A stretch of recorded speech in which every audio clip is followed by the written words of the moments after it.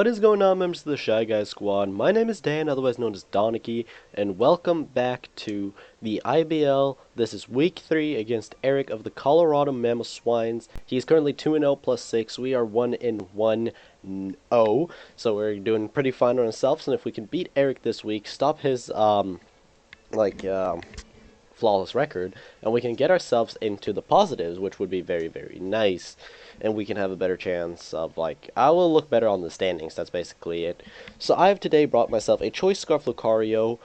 Don't remember what I had on Weavile exactly. I don't exactly remember this team perfectly, but you guys can see the team on screen. I have Lucario, Weavile, Goodra, Mimikyu, Necrozma, and Komala, and my opponent Eroc has decided to bring himself Tapu Koko, Alolan Sandslash and Ninetales combo, Gyarados, Gastrodon, and Porygon-Z. So without further ado, let's dive into the battle and see how it went. We're playing that nice and chill, Team Skull theme, and he is rocking that edgy,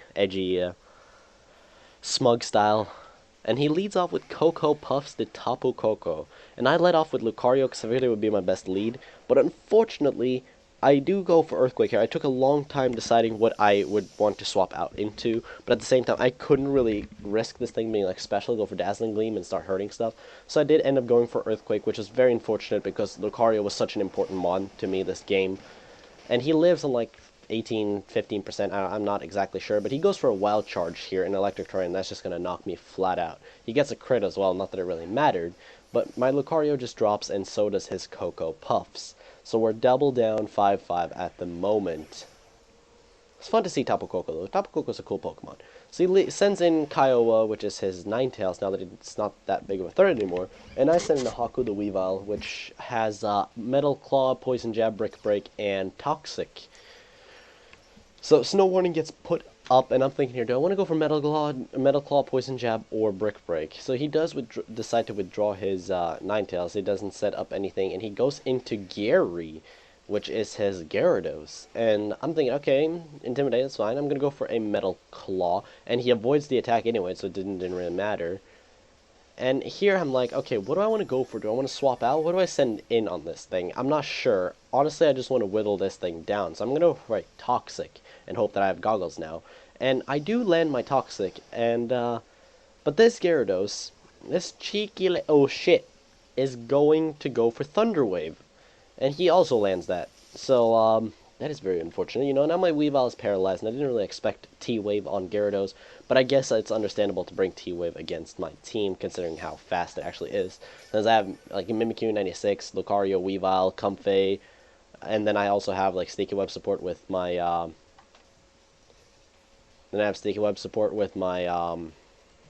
Ariados.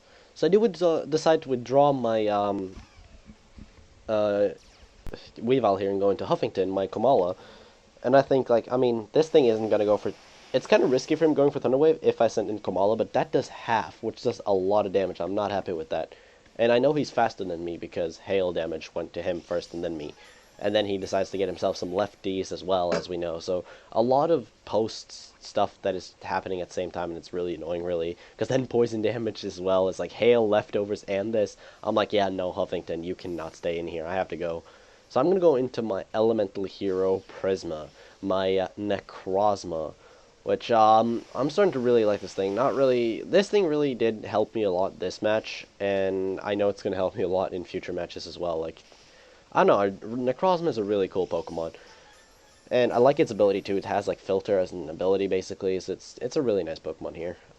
Decently bulky, decently offensive. It's not like it, the only thing that bothered me is it doesn't get a lot of coverage, and that frustrates me a little bit. So we can also tell that his Ninetales has that Icy Rock thing that lets it use the thing. And we also see that this Gyarados has Taunt. So it has Taunt, Thunder Wave, Waterfall, and Blank, which is very annoying for my team, honestly, because it's decently fast, and now it's at 50% only through toxic damage. And now he's going to withdraw Geary and send in Kiowa to set back up the hail. Pretty sure it's Icy Rock. I mean, it came in after Tapu Koko. No, it's not actually. That's 5 turns. Huh, I guess it isn't. I don't remember what item this thing was. I'm lying here. I'm sorry.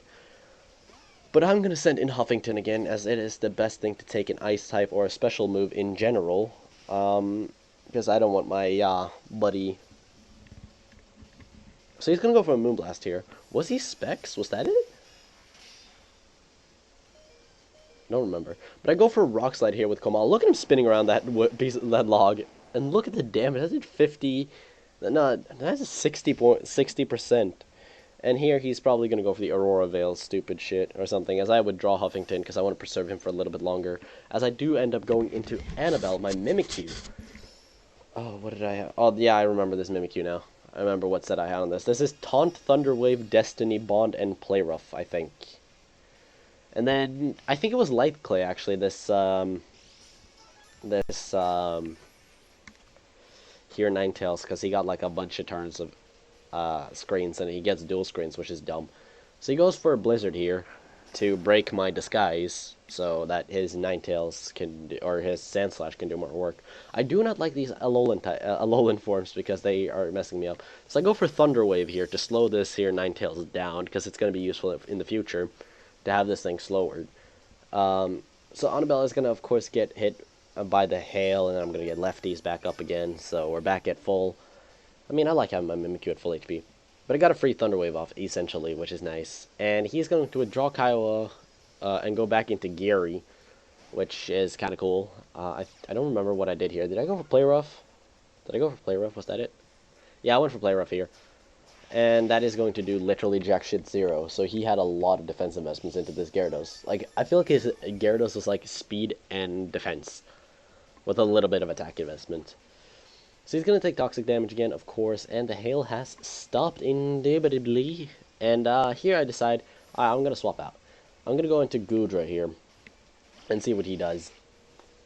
And the man goes for Thunder Wave, even though I have a Komala and I have a Paralyzed Weave on the back too. This man is like, I want to slow down everything. Even though he has an Alolan Sandslash, which gets a speed boost by Slush Rush, and I'm starting to feel a little bit annoyed by this game. So this Gyarados is out here, you know, taking the damage, doing his thing, and all that shenanigans. And I'm thinking here, would he swap here? Nah, I don't know. He goes into Rubber Ducky, and oh my god. I don't want to commentate this part of the game because it was so painful. So it's Porygon-Z, and all Z moves are allowed, including status. And of course here pops the Normalium Z, which means it's Z conversion. Which means he gets an Ancient Power boost, which is +1 in all stats for those of you who don't know. And he gets a new typing, based on his first slot move, which just so happened to be Psyshock. So he becomes a Psychic type, and I'm like, oh god, wait, oh no. So I go for a Focus Blast here, you know, trying to get some last shift damage, and Gouda still with her spectacles on. That did literally nothing. But that's because it's behind Aurora Veil as well. And now he goes for Psyshock, and wouldn't you know it... I'm sorry, Amethyst, who did you wrong? Bye, baby boo. So, my girl goes down. I go into Necrozma because, you know, Prism Armor and stuff, so I can take a hit and set up support. And that does a lot of damage, but if I would have had full HP, I think I could have dealt with this thing a little bit better. So I set up a light screen here, essentially sacking my Necrozma to being able to take down this Porygon. And now the Aurora Veil wears off, so yeah, this thing was definitely, the Ninetales is definitely Light Clay.